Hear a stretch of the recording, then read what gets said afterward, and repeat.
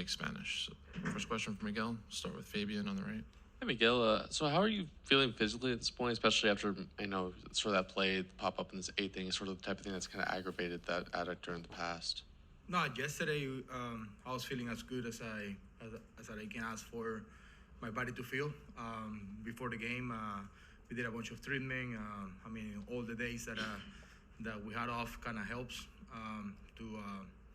to be the best way that I can be, and it's gonna be a battle to stay that way throughout the whole postseason because our goal is to play 3 more weeks and go all the way. But I feel pretty confident that I can hold it up and be good for the rest of the time.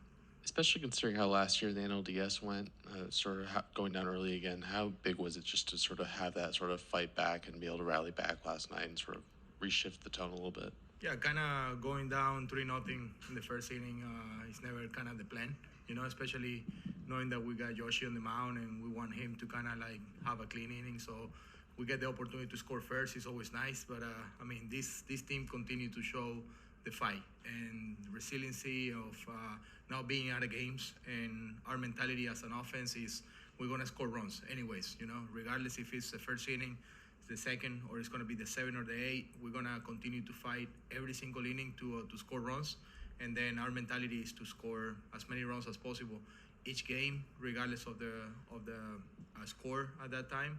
And I think it's been a good adjustment that we make ever since the series, that it was a really important series against Arizona, that we took 3 out of 4. I think that was when we started having that mentality as an offense, regardless of what the scores say, we're going to continue to push and continue to fight. Bill in the back row. Yeah, Miggy, how important is it for the bottom of the lineup to be productive, to turn the lineup over? Yeah, especially knowing that we have our guys in the top of the lineup.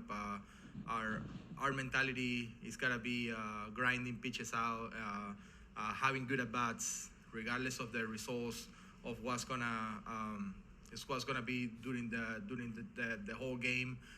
There's gonna be 12 at bats for us there, 7, 8, and 9. And if we have good at bats and we get a lot of pitches from the starting pitcher.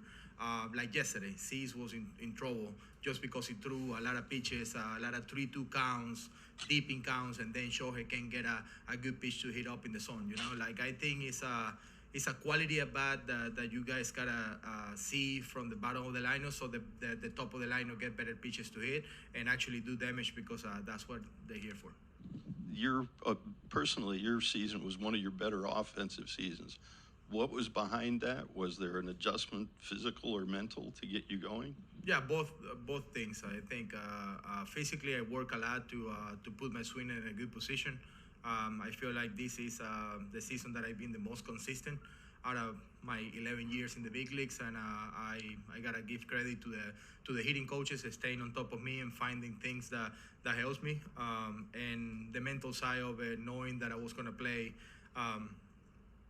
a part role at the beginning of the year. I was taking every at bat like it was my postseason, and then that leading to when I got the opportunity to play every day, and I know I was gonna receive more at bats and more opportunities. I feel like my swing was always in a good place, and my mind was ready to actually take on the challenge. And my mentality was I never want the team to feel like Mookie was absent. So I was happy that I have that year that I had. At one point, Dave said he thought maybe the last couple of years that you got caught up chasing slug. Do you think that was the case? Yeah, maybe because I had success with a couple homers and maybe 30 doubles in one season or whatnot. And I feel like I could have become that player, a little bit more of complete package on the slug side and on the hitting side. I always wanted to strive for better results, year by year. I wanted to be a better complete shortstop, and I feel like when I finally realized what kind of player I was overall and what can I bring to a table to a winning team, I stopped chasing for big numbers, and I started focusing more on what I need to do to help the team win in a daily basis. And I know it sounds what everybody says. Everybody wants to do whatever is best for the team. But I find out that my defense and my productions on offense, just getting the good at bats, is going to help a team win. Kirsten, standing on the right side. Miggy, just quickly going back to the conversation about the bottom of the order, you talked about just the quality of at-bats, but was there a conversation amongst you guys? It seems like with Weather talking to Gavin Lux and some others, just kind of this mindset, a hyena approach of sorts. Can you just kind of take us behind the door of where that came from? Yeah, that series in Arizona, like I was mentioning, it happened like a month ago. We decided to be a little bit more aggressive.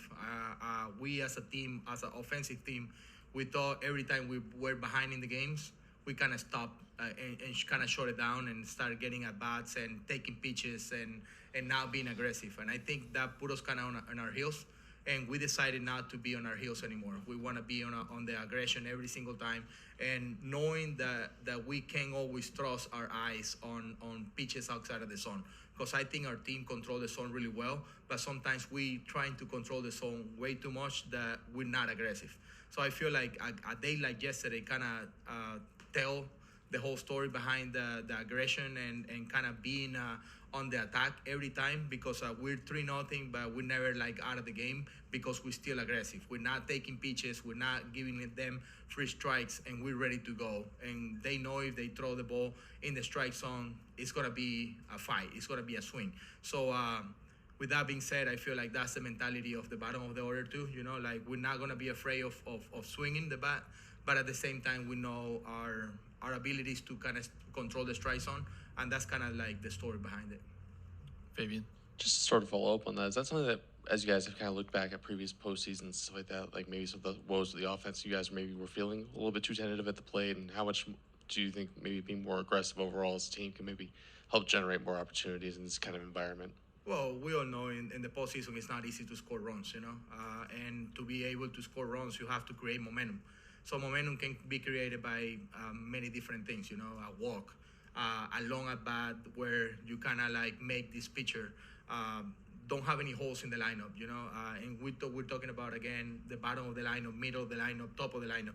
It doesn't matter. Like, you have to do your job to make this pitcher kind of work on every guy, you know. Like, you can be an easy out on this lineup or you're gonna be out. So for me, that's the mentality that we have. Everybody kind of like pushing in the same direction and kind of pulling for the same purpose, which is being a really good and strong offense, so we can be aggressive and continue to do whatever we need to do, even if we're behind in the score.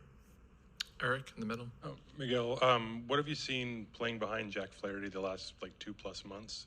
Yeah, it's been fun to watch because he knows how to change the speeds, and that's what kind of motivates me a lot more throughout this postseason for him. I think it's gonna be a good challenge for the other team to kind of like stay with the change of speeds. I think the guy can actually run his fastball up to 95, but he changed the speed on the breaking balls, and I think that style of pitching is kind of like it's not there anymore, you know. And that's a guy is a old school guy kind of pitching, and I really enjoy watching him pitch. I don't remember when I face him taking a pick of that, but I feel like he's kind of that old school pitcher that in these kind of games are gonna help a lot, and it's been fun to watch ever since he got here. Did you face him when he was with the Cardinals, and if so, does he kind of look more like that old version of himself? Yes, that's exactly what I think about Jack. He fastball is explosive, you know, like he can run it up to 98 or whatever. But right now, I can see like 3 different shapes of the breaking ball. I can see 2-seam and 4-seam fastballs. He understanding the game, and I'm pretty sure he mature with the time, with the experience, like playing behind him is always. For me, as a shortstop and as a defensive first guy, I always like to play behind guys who they know what they're doing. They throwing the ball where they're supposed to be throwing, and it's a little bit easier for us as a defense to know where the ball is going to be hit.